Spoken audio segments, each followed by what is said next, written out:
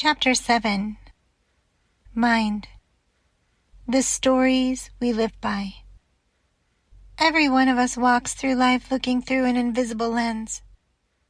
That lens has been shaped by our childhood, our family, our culture, our victories, our losses, our education, our trauma, our faith, our military service, our relationships. Every experience leaves its fingerprints upon the way we see the world. The remarkable thing is that after enough time, we forget we're wearing the lens at all. We begin believing that the world simply is the way we perceive it. Healing gently asks another question. What if I'm looking through a story that no longer tells the whole truth? This isn't about denying reality. It's about recognizing that our interpretation of reality influences every choice we make. The mind is not merely observing your life. It is constantly weaving meaning from it. Those meanings become beliefs. Those beliefs become expectations. Those expectations quietly shape the life we begin creating. The beautiful news is this: stories can be rewritten. Awareness creates choice. Throughout this guide, we've explored relationships with the gut, the nervous system, breath, movement, other people, and spirit. There has been one quiet thread connecting every chapter: awareness. Without awareness, we don't actually choose. We simply repeat. The same reactions, the same fears, the same assumptions, the same stories. Much of what we call personality is simply well-practiced programming. Programming is not a moral failure. It is how human beings learn. The challenge is that many of the stories which once protected us eventually begin limiting us. The moment awareness arrives, something extraordinary becomes possible: choice. And wherever genuine choice exists, freedom begins. The stories that once protected us. Many of the beliefs we carry were born from love. Others were born from necessity. Some were born from survival. A child may learn, I have to be perfect to be loved. Another learns, I can't trust anyone. Someone who has lived through violence may conclude, the world is never safe. A veteran may learn, if I let my guard down, someone could die. At one time, these stories may have served an important purpose. They helped us survive. But healing invites us to ask a compassionate question. Is this story still serving the life I'm creating today? Notice that we're not judging the story, we're honoring it, and then deciding whether it still belongs in the next chapter of our lives. The lens of healing. Two people can experience the same event and walk away with entirely different lives. One sees failure, another sees information. One experiences rejection, another discovers redirection. One believes healing is impossible, another quietly wonders, what if this is the beginning?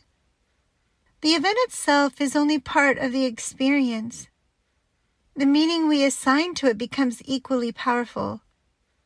Healing does not require us to pretend painful things are beautiful. Some experiences are heartbreaking. Some are unjust. Some leave scars that deserve to be honored.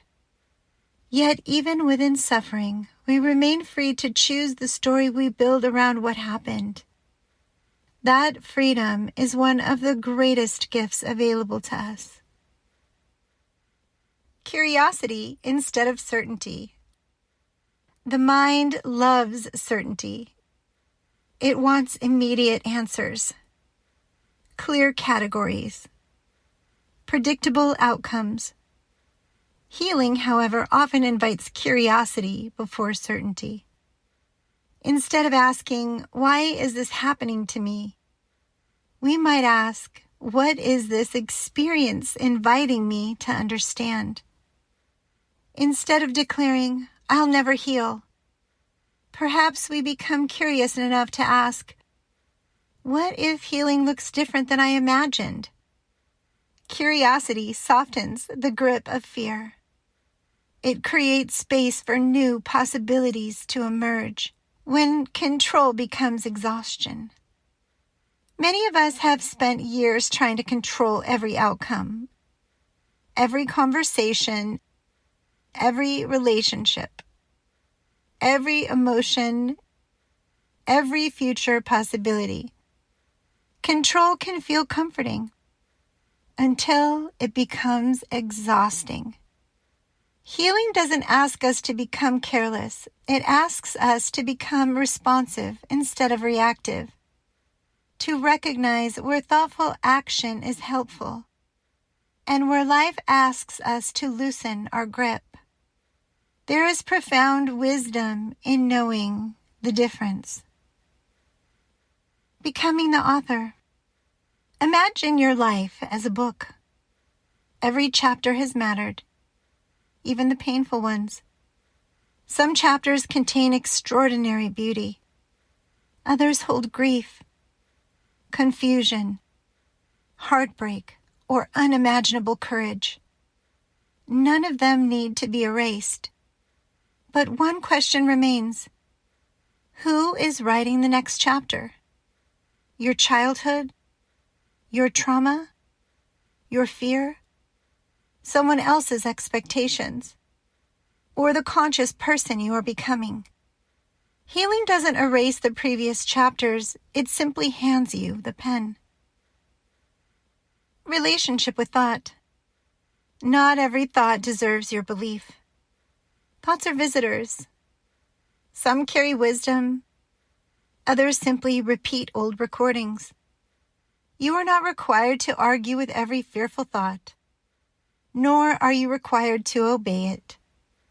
You can notice it, thank it for trying to protect you, and decide whether it reflects the life you are intentionally creating.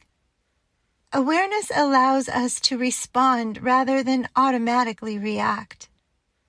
That small pause changes everything. Begin building your optimal field. This week, become a gentle observer of your thoughts.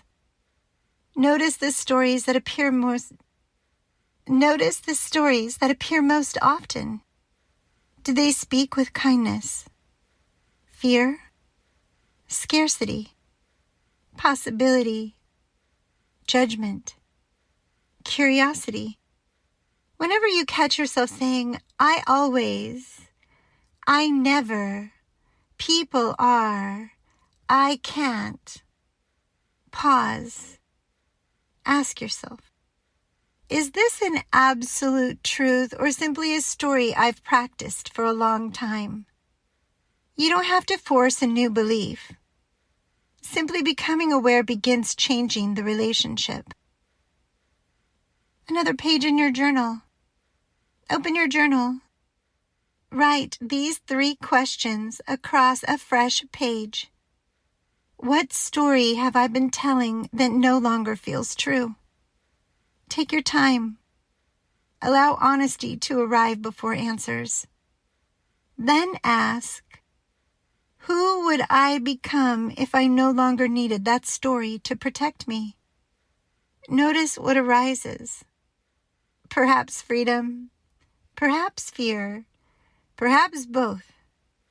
Finally, write, what story feels more aligned with the life I am intentionally creating?